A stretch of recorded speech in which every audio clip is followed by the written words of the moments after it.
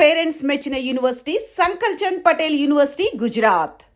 సినిమాల్లో నువ్వు మొదటి రోజుల్లో చాలా సినిమాల్లో ఉన్నావు. తర్వాత కూడా అండి మొన్నటిదాకా కూడా చేస్తూ వచ్చాను నేను.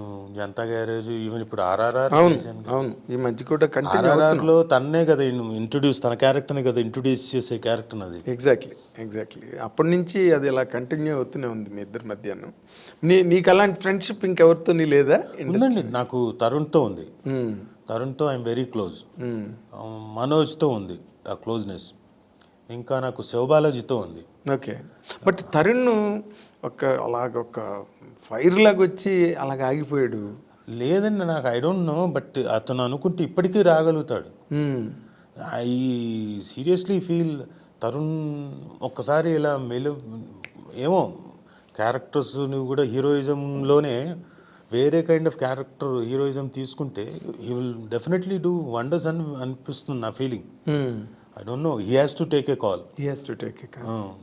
అంటే నార్మల్గా వాళ్ళ మదర్ రోజారమణి గారు ఎక్కువగా ఆవిడే మేనేజ్ చేస్తారు అందువల్ల ఏదో అని ఏదో ఇగో ఇప్పుడు సుమకి నీకు మధ్య డైవర్స్ లాగే వాళ్ళ గురించి మాట్లాడేసి నాకు తెలియదు. అదే అంటే అలాంటివి నార్మల్గా ఒక్కొక్కరి మీద ఒక్కొక్కటి ఇండస్ట్రీలో అలాగే స్ప్రెడ్ అయ్యి ఏం లేదండి. I feel Tarun can make wonders. And Sivabalaji ఇప్పుడు మారుతున్నారు. అంటే కొన్నిసార్లు కొంతమంది కొన్ని పట్టుకొని కూర్చున్నారు కొంత టైంలో. అంటే బిఫోర్ ఈ ఓటీటీ రాకముందు సినిమాలో హీరోగానే అని చెప్పేసి కొన్ని ఆబ్లిగేషన్స్ అలాంటివి ఉంది. ఇప్పుడు మారాయి. సో దేర్ ఓటీటీ కూడా వచ్చేసింది కాబట్టి I don't know, they will definitely come అనిపిస్తుంది. అవును, ఇప్పుడు నిన్ననే మన శ్రీరామ్ అని ఒక హీరో ఉన్నాడు చూడు. అవును, రోజా కూటమ్మ వచ్చేసాడు, రోజా పూలు. నిన్న చెప్తున్నాడు నాకు, నేను అవన్నీ ఇండివిజువల్ ప్రాజెక్ట్స్ సార్, ఇప్పుడు నేను సైడ్ క్యారెక్టర్స్ అవి చేయట్లేదు, 4-5 ప్రాజెక్టులు అవి లైనప్లో ఉన్నాయి అని చెప్పాడు అనమాట. Only because of OTT. అదే. So I think some magic will happen. Yes. అయితే నేను ఇంకొక ముఖ్యమైన విషయం నీ కెరీర్ పరంగా నేను అనుకునేది, నాన్నగారు చాలా గొప్ప ప్రయోక్త. దేవదాస్ కనకాల గారు అతను యాక్టర్గా వచ్చారు అండ్ చాలా మంచి సినిమాలు చేశారు. అండ్ నాగమల్లి లాంటి ఒక అద్భుతమైన ఫిల్మ్ డైరెక్ట్ చేశారు. బ్రహ్మాండమైన పాటలు, రాజన్ నాగేంద్ర గారి మ్యూజిక్, అసలు నాగమల్లి ఆ పాట, అవన్నీ వేటూరు గారి పాటలు, చాలా అద్భుతం అండి. అద్భుతమైన సినిమా తీశారు నాగమల్లి. అమ్మాయి తర్వాత మళ్ళీ అందులో వచ్చేసిన హీరోయిన్ మళ్ళీ ఇంకో సినిమాలో చేయలేదు. That was the first and last film అమ్మాయికి. నువ్వు దేవదాస్ కనకాల గారి అబ్బాయి అయ్యి నువ్వు ఎందుకు అసలు డైరెక్షన్ అన్న పాయింటే నువ్వు అసలు కెరీర్లో ఎంటర్టైన్ చేయలేదు? అంటే నేను ఇవన్నీ నేను విన్నానండి. మా ఫాదర్, అంటే మీకు తెలియడం కోసం చెప్తున్నా, యాక్చువల్లీ పూణే ఫిల్మ్ ఇన్స్టిట్యూట్లో సౌత్ ఇండియాలో first trained actor is mister Devadas Kanakala. Yes. ఆయన చదువుకొని వచ్చిన తర్వాత చెన్నైకి వచ్చేసి ఇంకేముంది మనకు లైఫ్ అంతా రెడ్ కార్పెట్టే, చెన్నైకి వెళ్ళంగానే మనకి పిలిచేస్తారు, వేషాలు వచ్చేస్తాయి అనుకుని దిగారు. వెళ్తే ఎవరెందుకు పట్టించుకుంటారు, ఆల్రెడీ ఎవరికి వాళ్ళు, మీరు ఇందాక అన్నారు చూడండి, ఒక లాబింగ్ ఉంటుంది, అలాంటి లాబింగ్ ఉంటుంది వాళ్ళకి. సో ఈయన్ని పట్టించుకోలేదు. రాత్రి వేషాలు మారిపోయిన సందర్భాలు ఉన్నాయి కదా సినిమాలో. సో పట్టించుకోలేదు. ఇదేంటిది ఎవరు పట్టించుకోవట్లేదు అని చెప్పేసి ఈయన హీ గాట్ అప్సెట్. ఆ టైంలో ఒకే ఒక సినిమా, అంటే ఒక 2 సినిమాలు చేశాడు ఆయన. ఏంటంటే బుద్ధిమంతుడు, అక్కినేని నాగేశ్వరరావు గారి పక్కన ఫ్రెండ్ క్యారెక్టర్, ఆ పడవ లాంచి ఎక్కి ఓ అనే భూమి మీద సుఖపడితే తప్పు లేదురా, ఆ సాంగ్లో వెనక ఓ అని చెప్పేసి ఫ్రెండ్ క్యారెక్టర్ చేశారు. ఆ తర్వాత విశ్వనాథ్ గారి డైరెక్షన్లో కాలం మారింది అనుకుంటా. ఏంటంటే చాలా రిఫ్రాఫ్లాగా వచ్చా, ఇచ్చేయండి ఆ పిల్లని, 3 పూట్ల పాలు పోస్తాను ఇంకోటి అని చెప్పేసి చాలా బాగా చేసాడు ఈయన. ఈయనకి ఆ వేషం రాదనుకొని వెళ్ళాడు. ఈయన చెప్పడం నాకేం చెప్పాడంటే, విశ్వనాథ్ గారు మామూలుగా ఏం వచ్చేంది గాడుదు గుడ్డులే అని చెప్పేసి, నాకు ఆ నెగిటివ్ యాటిట్యూడ్ ఉండిందిరా, ఆ నెగిటివ్ యాటిట్యూడ్తో వెళ్ళాను, రాదనుకునే వెళ్ళాను, అదే బాగా పనిచేసింది, వెంటనే వచ్చింది నాకు ఆ ఒక్క సీను, చాలా బాగా చేసాం, పేరు వచ్చింది. ఆ తర్వాత ఏం రాలేదు వేషాలు, సర్వైవల్ కావాలి కదా. ఈ లోపల నేను అప్లై చేశాను సాంగ్ అండ్ డ్రామా డివిజన్కి, హైదరాబాద్లో సాంగ్ అండ్ డ్రామా డివిజన్కి. అది సెంట్రల్ గవర్నమెంట్ జాబ్, అది వచ్చింది, జాబ్ వచ్చింది. సో ఈ షిఫ్టెడ్ టు హైదరాబాద్కి వచ్చి సెంట్రల్ గవర్నమెంట్ జాబ్ హ్యాపీగా ఉంది. అక్కడే మా అమ్మని చూశారు. అంతకుముందే చూశాడు మా అమ్మని ఎక్కడో మా నాన్న. ఎవరు ఈ మహానటి ఇంత బాగా చేస్తుంది అనుకున్నాడు, అయిపోయింది. తర్వాత సాంగన్ డ్రామా డివిజన్కి వచ్చిన తర్వాత పక్కనే కొలీగ్స్గా ఉన్న తర్వాత లవ్లో పడ్డారు, ప్రేమించారు, పెళ్లి చేసుకున్నారు. అవును. ఆ, మళ్ళీ ఈయనకి చూడండి, సో అంటే మనిషి ఎలా ఉన్నాడో, నేను చెప్పేది పాయింట్ చివరికి వచ్చే పాయింట్ చెప్తా. సాంగన్ డ్రామా డివిజన్ గవర్నమెంట్ జాబ్ని వదిలేసి చెన్నైకి వెళ్ళిపోయాడండి. Film institute, South Indian film chamber of commerce పెట్టారు కదా, అవును, వాళ్ళు పెట్టిన ఇన్స్టిట్యూట్కి వెళ్ళిపోయాడు. Yes, yes. ఇద్దరు మా మదరు మా ఫాదరు ఇద్దరికి గవర్నమెంట్ జాబ్ ఉండగా, సెక్యూర్డ్ జాబ్ ఉండగా వదిలేసి అలా వెళ్ళిపోయారు. మా నాన్న వెళ్ళాడంటే సరే south Indian film chamber of commerce 10 మంది తయారు చేయొచ్చు అనుకున్నాడు, ఏమో వస్తే వేషాలు వస్తాయి అనుకున్నాడు. ఈవిడ కూడా మా నాన్న అక్కడికి వెళ్ళిపోయాడు, ఇక్కడ రిజైన్ చేసి వెళ్ళిపోయింది. అక్కడికి వెళ్ళిపోయిన తర్వాత సరే 7 బ్యాచెస్ దాకా ఇన్స్టిట్యూట్ బాగానే నడిచింది. తర్వాత ఫిల్మ్ ఛాంబర్ వాళ్ళు మూసేశారు ఇన్స్టిట్యూట్ని. అవును, అదే ఆ బ్యాచ్లోనే కదా చిరంజీవి గారు, రజనీకాంత్ వీళ్ళందరూ కూడా, రాజేంద్ర ప్రసాద్ వాళ్ళంతా అక్కడ తయారైన వాళ్ళు. మూసేసిన స్టాఫ్లో నుంచి ఇక్కడ మా మదరు ముల్లా మాస్టర్ అని అక్కడ స్టూడెంటే, అక్కడ నేర్చుకున్న ఆయన అడియార్ ఫిల్మ్ ఇన్స్టిట్యూట్ జాయిన్ చేశారు. అదేంటి, స్టేట్ గవర్నమెంట్ జాబ్. మా అమ్మకి స్టేట్ గవర్నమెంట్ జాబ్ వచ్చింది. Note this point again. మా నాన్న అప్పటిదాకా ఉన్నవాడు, మంచి వేషాలు వచ్చాయి. ఓ సీత కథ పెద్ద హిట్, చాలా పెద్ద హిట్, 4 లాంగ్వేజెస్లో. ఇంకా అది తీద్దామని అందరూ మలయాళం నుంచి, తమిళ నుంచి, ఈయనకి లాంగ్వేజ్ ప్రాబ్లం ఉంది. అవును, తమిళ రాదు, ఎన్నాళ్ళైనా రాలేదు, బ్యారియర్ ఉండింది. అవును, అదే సినిమాని బాలచంద్ర గారు అనుకోండి, బాలచంద్ర గారే తీశారు. ఎవరితోటి, రజనీకాంత్ గారితో. ఇది సేమ్ మా నాన్న ఏదైతే చేశారో క్యారెక్టర్, అదే క్యారెక్టర్ని రజనీకాంత్ గారి స్టైల్ అంతా నాన్న దగ్గర నుంచి వచ్చిందే, ఆ జుట్టు ఎగరేయడం. అవును, ఎస్ ఎస్, అది ఫస్ట్ సినిమాలో ఆయన కూడా అలా ఎగరేసి అలా వచ్చారు, సేమ్ ఇది. అవును.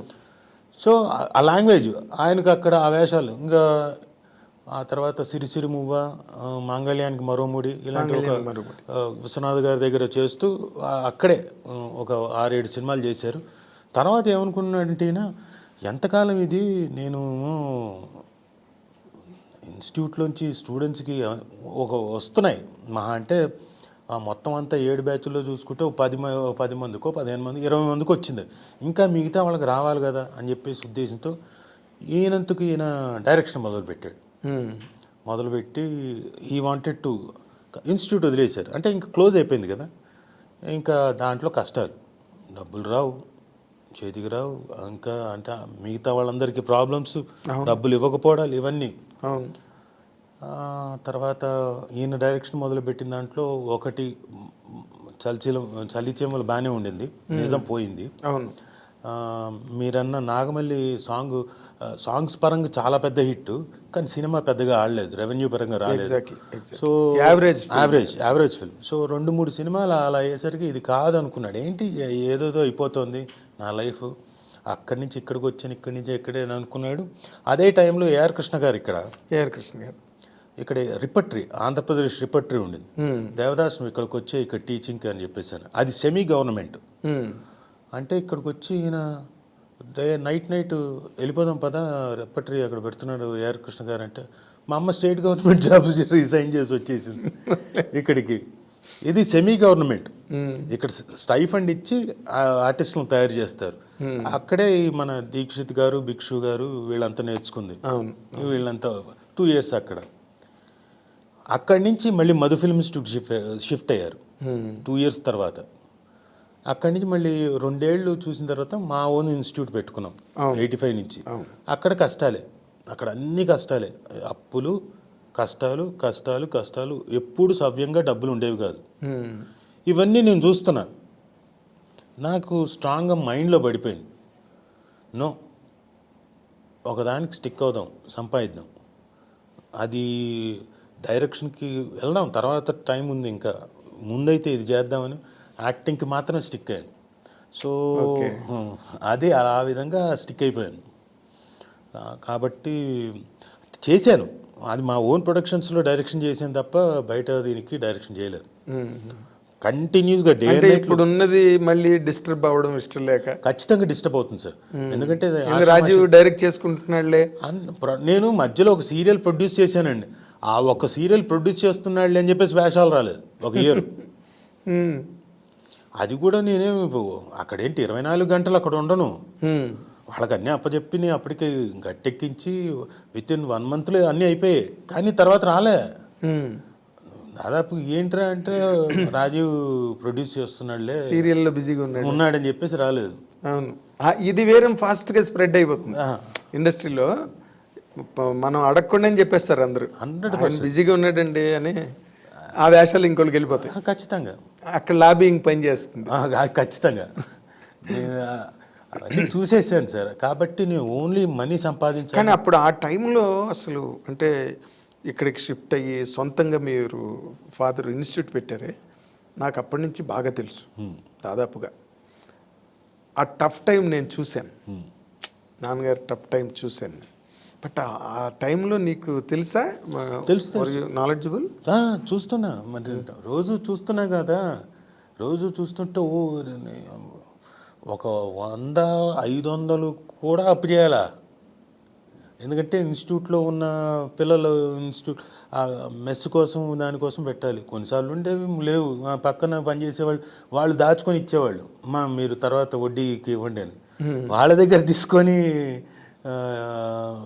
మెస్ ఇవన్నీ నడిపించడం, ఇన్స్టిట్యూట్ ఇవన్నీ ఏంటి, ఎక్కడికి వెళ్తున్నాం అంటే మాకు ఏమైపోయింది, అప్పు తీసుకునేసరికి కొన్నేమో ₹5 ఇంట్రెస్ట్, కొన్నేమో ₹8 ఇంట్రెస్ట్కి అలా తీసుకున్నారు. దాంతో హెవీ అయిపోయింది. సో మీరు ఎంత సంపాదించినా మీరు ఏదో సామెత చెప్తారు చూడండి, పై నుంచి నీళ్లు పోస్తుంటే కింద నుంచి పోతున్నట్టు పెద్ద సొరంగంలోకి, అలా పోవడమే, ఉండేవి కావు. అవును. So 1 point of time I took very serious. అంటే ఆ టైంకి వెళ్ళి ఒక టైంలో ఈయన కొంచెం ఫ్యామిలీలో కలతలు వచ్చి బ్రదర్స్ తోటి వాళ్ళతో ఆ టైంలో ఈయన ఏదో ఉండి నేను సూసైడ్ చేసుకుందాం అనుకుంటున్నా, ఏదో మేము ఉన్నాగా సంపాదించడానికి, కానీ నేను I took it very serious. ఇంకా లేదని ఇంకా వచ్చిందల్లా చేయడం, సింగిల్ ఎపిసోడు, సీరియల్స్, డైలీలు, ఉన్న ఛానల్స్ అన్నీ చేసేసాను. ఈ సిటీ కేబుల్ అన్ని ఛానల్స్లో చేసాను. డైలీ సీరియల్స్ అయితే నాతో మొదలుపెట్టిన తర్వాత ఫస్ట్ డైలీ సీరియల్ దగ్గర నుంచి కంటిన్యూస్గా 9 daily serials, day and night. నిద్ర ఉండేది కాదు నాకు, కంటి మీద కొనుక్కుండేది కాదు. And people they used to wait. Dubbing స్టూడియోలో రాజీవ్ కోసం తెల్లారి 4:30కి వెయిట్ చేస్తుండేవాళ్ళు. రాజా వచ్చావా, నీకోసం వెయిటింగ్ డబ్బింగ్ చెప్పించడానికి. అంటే నాకు ఆ టైమే కుదిరేది. అంటే షూట్ చేసుకొని ఆ టైంలో వచ్చి డబ్బింగ్ చెప్పుకొని ఇంటికి వెళ్ళి స్నానం చేసి మళ్ళీ లొకేషన్కి. అదే. సో అలా వర్క్ చేస్తేనే కొంత తీర్చుకుంటూ అలా వచ్చాం. ఆ తర్వాత పెళ్ళి అయిన తర్వాత ఇంకా వైఫ్ వచ్చిన తర్వాత ఇంకిద్దరం కలిసి తీర్చుకుంటూ. సో ఆయన హ్యాపీగా లాస్ట్ డేస్ అయితే మాత్రం he was happy, very happy. ఆయనకి ఏం కావాలో ఆయన అన్నీ పెట్టించుకొని, ఆయన ఫుడ్ విపరీతమైన ప్రియుడు, మంచి భోజనం తెలుసు నాకు మ్యాంగో ఐస్ క్రీమ్ కావాలి, మ్యాంగో ఐస్ క్రీమ్స్ నువ్వు అదేంటి డయాబెటిక్ పేషెంట్వి వద్దు అన్నాడు, నాకు కావాలంతే. సరే మ్యాంగో ఐస్ క్రీమ్ తెప్పించండి. But you're a happy son, you could attend your parents.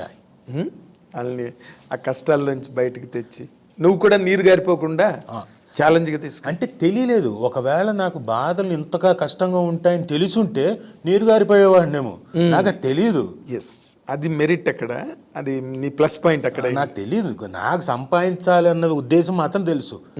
ఇంత ఉన్న వెనకాల ₹5 ₹8 అని తెలుసుంటే నేను కూడా నీరు గారిపోయి అమ్మో అని కొట్టు కూర్చునేవాడినేమో.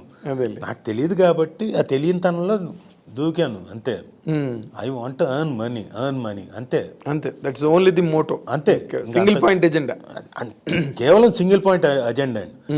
ఎలా సంపాదించేవాడిని, ఎలాగో ఇచ్చే రెమ్యునరేషన్లు కాకుండా డైలీ కన్వీనియన్స్లు ఇచ్చేవాళ్ళు.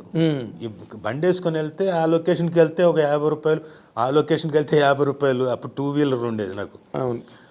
₹50 అంటే ఆ 50 మొత్తం అంతా చుడితే డబ్బింగులతో చుడితే 250 వచ్చేది నాకు. ఆ 250 నా ఖర్చు 50 రూపాయలే, పెట్రోల్ పోసుకోవడానికి. ఎదవలవాట్లకి అన్నీ కలిపి 50 రూపాయలు. మిగతా 200 కూడా ఇచ్చేవాడిని ఇంట్లో. ఓ రోజు వచ్చే ఆ 200 కూడా ఇచ్చేవాడిని, నా రెమ్యునరేషన్ కాకుండా. గ్రేట్. కాబట్టి అలా అలా చేసుకుంటూ వస్తే okay. You're only the son కదా? నేను ఒక్కడే, మా చెల్లి పాప ఉంది. అదే మొత్తానికి చెల్లి మ్యారేజ్ అవన్నీ కూడా సవ్యంగా జరిగిపోయింది నీ ఆధ్వర్యంలోనే. మా బావ అంటే నా ఫ్రెండే, పెద్దిరామారావు అని, సెంట్రల్ యూనివర్సిటీలో మామూలుగా ఏదో ఇంటికి వచ్చేవాడు, చూశారు వాళ్ళిద్దరు ఏదో లవ్, సరే ఘనంగా చేయించేశాను పెళ్ళి. మొత్తానికి వంశోద్ధారకుడు అయ్యావు, అంతే కదా? ఇప్పుడు వాళ్ళు కొంత దేవదాస్ కనకాల గారిలో కొంత అమాయకత్వం ఉండేది, మంచితనం ఉండేది. మంచితనం కొంత అమాయకత్వం నాకు బాగా తెలుసు. కనకాల దేవదాస్ గారు మేము బాగా క్లోజ్ ఫ్రెండ్స్. ఎప్పుడు వేటూరు గారు వచ్చినా మేము ముగ్గురు, మాదొక బ్యాచ్. వేటూరు గారిలో ఉండే అమాయకత్వం ఎలాగో ఈయనలో కూడా ఉంది. ఆయన నరుస్తాడు, ఈయనలో మరి అదే ఉంది మళ్ళీ. వేటూరు గారు అన్ని తప్పులండి, ఆయన వేస్ట్ అండి అసలు. చూడండి ఆయన ఎదురుకున్నానే, ఆయన గీతాంజలి 3 క్యాసెట్లు పంపించడానికి ఎయిర్ ఫ్లైట్ టికెట్ పంపిస్తారండి ఎవడైనా 3 క్యాసెట్లకి? చూడండి సార్, ఆయన లేని పనులు సార్, మీకు తెలుసు అన్నీ. ఆయన పాపం వేటూరు గారు ఉండి ఆయన ఎట్లాగో ఉంటుంది పాపం, డబ్బంతా కేసులో సూట్ కేసుల్లో ఉండేవి ఆయనకి. అవును. ఈయన రోజు ఆయన్ని తిట్టడం, ఎందుకు ఖర్చు పెడుతున్నారు, అవసరమా మీకు, ప్రొడక్షన్లో పెడతారు కదా కారు, మీకెందుకు సపరేట్ కారు అంటే, కరెక్టే దేవదాసు గారు అని ఆయన చాలా అమాయకంగా ఆపేసేవాడు. కారు ఆపేసాడని వేటూరు గారు ఒకరోజు ఆటో తెప్పించుకున్నాడు ఫుల్ డేకి. అవును. అంటే వాళ్ళ అమాయకత్వం అంతే, మంచితనం అమాయకత్వం. వాళ్ళిద్దరి ఆ లక్షణాలు సేమ్. వాళ్ళిద్దరికి అందుకే బాగా కుదిరింది కూడా. They admire each other very so well. నేను అప్పుడు క్వైట్ యంగ్, బట్ నేను వేటూరు గారితో పాటు ఎక్కువ తిరగడం. అప్పుడే హైదరాబాద్ ఏదో కొన్నాళ్ళు మెడ్రాస్ నుంచి నేను వచ్చి ఉన్నప్పుడు అక్కడ జీవికా మాల్ దగ్గర ఎక్కడో రోడ్ నెంబర్ 1లో ఉండేది ఇన్స్టిట్యూట్. అవును. తర్వాత ఇక్కడ సాగర్ సొసైటీ కూడా ఇక్కడ 10 ఏళ్ళు ఉన్నాం. ఇక్కడ ఎక్కువ కలిసాం నేను, వేటూరు గారు, అయినాను. బట్ ఇక్కడ నువ్వు డైరెక్షన్ ఒక టైంలో చేయకపోవడం అన్నది యు ఆర్ కరెక్ట్. ఎందుకంటే చాలా వదిలేయాలి సార్ దానికి. ఎందుకంటే అది it is whole responsibility, whole unit responsibility. అంటే ప్రొడ్యూసర్కి, ఆర్టిస్ట్లకి, అన్నిటికీ రెస్పాన్సిబుల్ నేను చేయాలంటే. సో దానికి బోల్డ్ అంత టైం వెచ్చించాలి. నేను నా డేట్స్ డే పరంగా అమ్మేస్తే నా డబ్బులు వచ్చేస్తాయి. డైరెక్టర్కి అలా కాదు. అవును. నెత్తి మీదకి వేసుకున్న తర్వాత డబ్బులు ఇస్తాడో లేదో ప్రొడ్యూసరు, అది గట్టెక్కుతుందో లేదో తెలియదు. నాన్నగారు ఫేస్ చేసిన ప్రాబ్లమ్స్ అన్నీ మళ్ళీ వచ్చేస్తాయి. Same list.